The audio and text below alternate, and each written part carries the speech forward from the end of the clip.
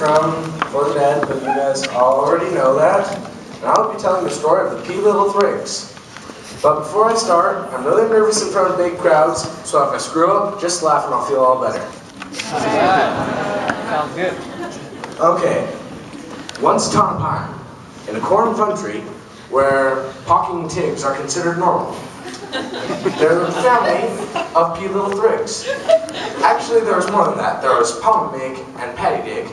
And anyway, the first of the Little Thrigs was walking along down the road and saw a man riding a wagon. And he said, "Hey, mister, will you sell me that straw to law? I'm going to build me a house. I'm going to build me a hoss strauss." And so he went and he built him a strauss out of haw. But along came the big wad bull. And he said, "Hey, piddling, let me in." And the piddling said, "Not but a Jeremiah hitty in him."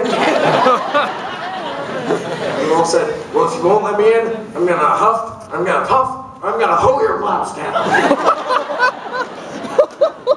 And that's just what he did. He huffed, and he puffed, and he hoed his blouse down. And he ate up the poor little piddling.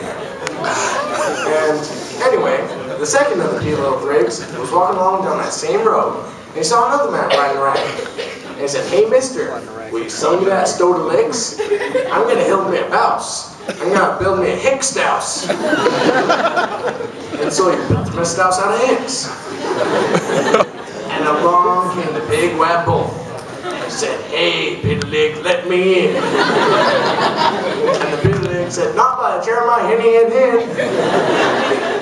The wolf said, "Well, if you won't let me in, I'm gonna huff, I'm gonna puff, I'm gonna hoe your blouse down." And that's just what he did. He huffed, and he puffed, and he hoed his blouse down. And he ate up the piddling. Now anyway, the third of the Little Thrigs was walking along down that same road, and he saw another man riding a wagon. Now, he was a bit sharper than the other two, a real fart smeller. A real fart smeller. And the man was selling a big brood of licks. He said, "Hey, mister, will you sell me that brood of licks? I'm going to build me a blouse. I'm going to build me a hick blouse." And so he built him a blouse out of hicks. And along came the big red bull. And he said, "Hey, piddling, let me in." And the piddling said, "Not by the Jeremiah hitty in him." The wolf said, "Well, if you won't let me in, I'm going to huff, I'm going to puff, I'm going to hoe your blouse down."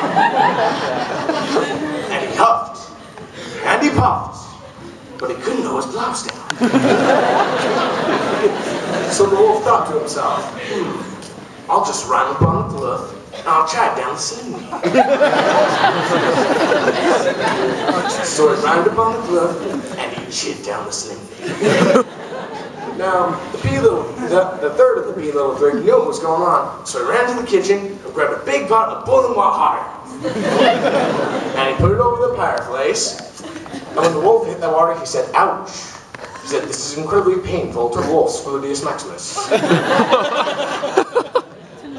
And the third of the Little Thrigs ran back into the kitchen, grabbed a narp shaft, and he cut open the big wad bull. And he got his two younger brothers out, and they sanced and dang into the sunset. And they lived happily ever after. The end.